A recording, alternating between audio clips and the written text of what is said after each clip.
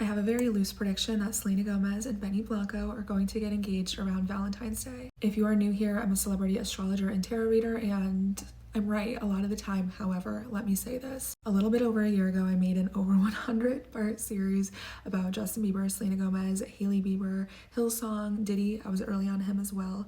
But besides the point, I made a lot of predictions about the three of them during that time, most of which did not materialize. So the one thing I will say as a disclaimer moving forward isn't that, oh, I'm wrong, oh, astrology isn't real, but that those predictions are heavily reliant on one, the accuracy of their birth charts being correct, and two, the fact that astrology doesn't make things happen, it reflects what's already happening. And a lot of the time with celebrities, especially when they're this big of celebrities, there are very big things happening that we just don't get to see, and sometimes we hear about them later down the road, months, years later, and sometimes we don't hear about them at all. With that being said, Selena Gomez has a C reliability for her birth chart, but that's the birth chart that I'm making these predictions off of. The first thing worth noting about Selena Gomez's interest in Benny Blanco is the fact that he's a Pisces, so he falls in Selena's assumed 8th house.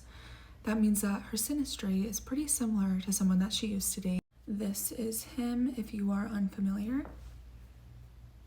Okay, moving forward. That's not to say that they legitimately have the same synastry, because they don't. However, I do think there's a little bit of a Madonna whore complex going on between the two of them. I do think that Selena plays into that wifey sort of complex slightly. And I do think that Benny might be playing into it. However, we don't know these people, so I'm not going to make assumptions, but Selena Gomez likes herself a Pisces. So here are just some past tweets that I made about Selena earlier in 2023, but after all of the drama of her probably being in the spotlight again for like old relationships as well as new relationships and rumors around pregnancy or dating. I said that we would be hearing about her all summer, assuming that she does have a first house Leo stellium, because we had that Venus retrograde in Leo, and that it was going to be around dating rumors, relationships, a relationship spotlight that's going to materialize in the fall. And then we know that she obviously like went to war over this man in her Instagram comments. My favorite one being somebody commenting the iconic "if you can't handle hate then stop posting your girlfriend," and her straight up not getting the joke. In August, we have some tweets about a new moon in Leo that was in her first house, having to do with her relationships and optimistically starting something new. That's particularly important because we're having a full moon in Leo on January 25th, so this is the closing of the door to something that began 6 months ago. But then that will segue us into a new moon in Aquarius in her 7th house of relationships right around Valentine's Day. She had some nodal stuff going on earlier this year with her moon, so this is kind of making me feel a little bit more confident in now seeing things materialize with engagement or a pregnancy announcement, if none of this has happened already, because we also had a new moon in her 5th house. Granted, having a new or a full moon in these areas of your chart, if they're even correct, doesn't always have to mean pregnancy, engagement, like these major things. But Girly Pop has been having a lot of intense things going on in her chart for quite some time now.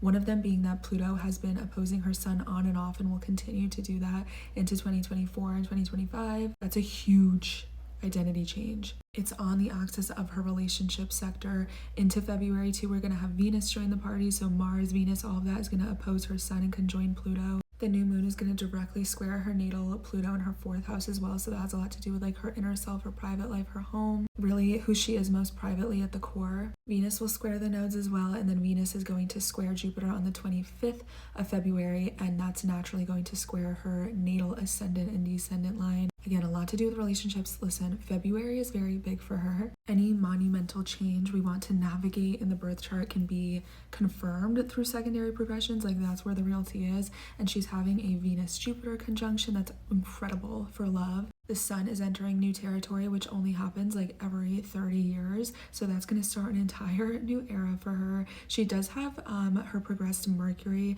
conjunct her natal Chiron. So that's a little interesting to me because Chiron does have a lot to do with like wounds and sensitivity and healing. So hopefully that's for the better chance of healing than more pain. All in all, I will say it's a mixed bag between what we can expect with her. I'm really trying to feel out the accuracy of her chart still in regards to the predictions that I'm making. But Girly Pop is going through changes point blank period. With Pluto opposite her sun, it's squaring her assumed midheaven. Like, the girl is entering a new era regardless. I guess we will have to see, but hopefully she's getting some good things come her way, please. And if you want a personalized reading for yourself, you can do so in my bio or at my website, kmoney.biz.